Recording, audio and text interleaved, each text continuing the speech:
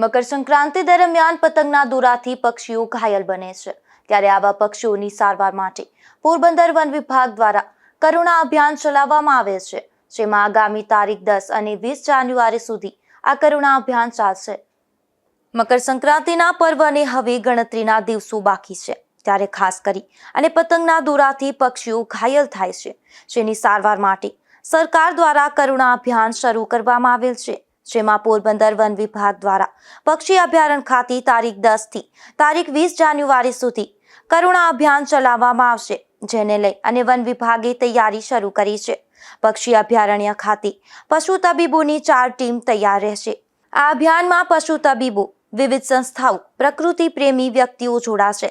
જિલ્લામાં વિવિધ વિસ્તારમાં પતંગના દોરાથી ઘાયલ થયેલા પક્ષીઓ, અકસ્માત, શોર્ટ સર્કિટ કે પેરાલિસિસ થયેલા પક્ષીઓને રેસ્ક્યુ કરી લાવવામાં આવશે અને પક્ષી અભયારણ્ય ખાતે ઘાયલ પક્ષીઓની સારવાર કરવામાં આવશે।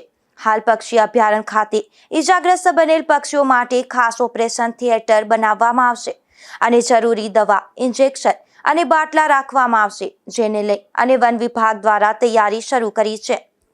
હાલ પણ ઇજાગ્રસ્ત પક્ષીઓ અભયારણ્ય ખાતે લાવવામાં આવી રહ્યા છે, જેની સારવાર આપવામાં આવી રહી છે। ત્યારે વિવિધ વિસ્તારમાં પતંગના દોરાથી ઘાયલ થયેલા પક્ષીઓના રેસ્ક્યુ માટે વન વિભાગના રેસ્ક્યુઅર તેમજ વિવિધ એનજીઓના સભ્યો દ્વારા રેસ્ક્યુ કરવામાં આવશે। આગામી દિવસોમાં જ વન વિભાગ દ્વારા એનજીઓ સાથે મીટિંગ યોજી કામગીરી અંગે માર્ગદર્શન આપવામાં આવશે અને વિવિધ વિસ્તારમાં રેસ્ક્યુઅરને કામગીરી સોંપવામાં આવશે। કરુણા અભિયાનને લઈને શું આયોજન છે આપણું? કરુણા અભિયાન 2026ના અનુસંધાને પોરબંદર વન વિભાગ દ્વારા પોરબંદર જિલ્લા અને સિટી વિસ્તારની અંદરથી આપણે પોરબંદર પક્ષી અભયારણ્ય ખાતે એક આપણે રેસ્ક્યુ સેન્ટર કાર્યરત છે।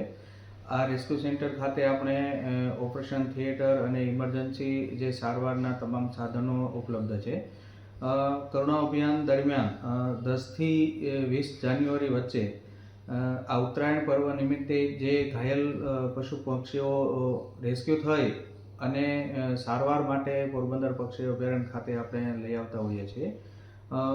આ સમયગાળા દરમિયાન આપણી પાસે એક વેટરનરી ડૉક્ટર અને એલઆઈ તેમજ પશુપાલન વિભાગના વેટરનરી ડૉક્ટરો દ્વારા 24 કલાક પક્ષી અભયારણ્ય ખાતે ફરજ બજાવવામાં આવતી હોય છે અને આ સમયગાળા દરમિયાન કોઈ પણ પશુ પક્ષી ઘાયલ થઈને આવે તો એની તાત્કાલિક આપણે સારવાર કરતા હોઈએ છીએ।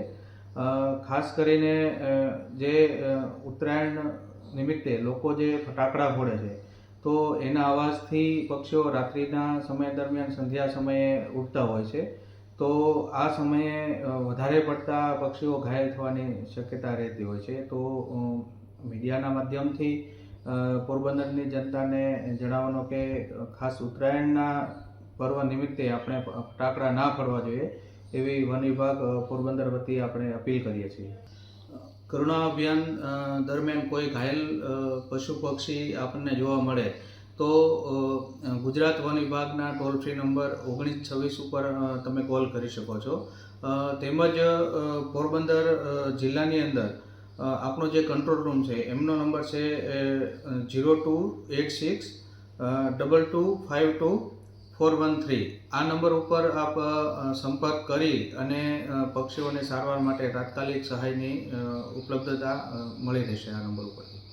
2025ની મકર સંક્રાંતિના દિવસે પતંગના દોરાથી જિલ્લામાં 218 પશુ ઇજાગ્રસ્ત બન્યા હતા અને 83 પક્ષી ઇજાગ્રસ્ત બન્યા હતા, તેમાં 20 પક્ષીઓના મોત થયા હતા।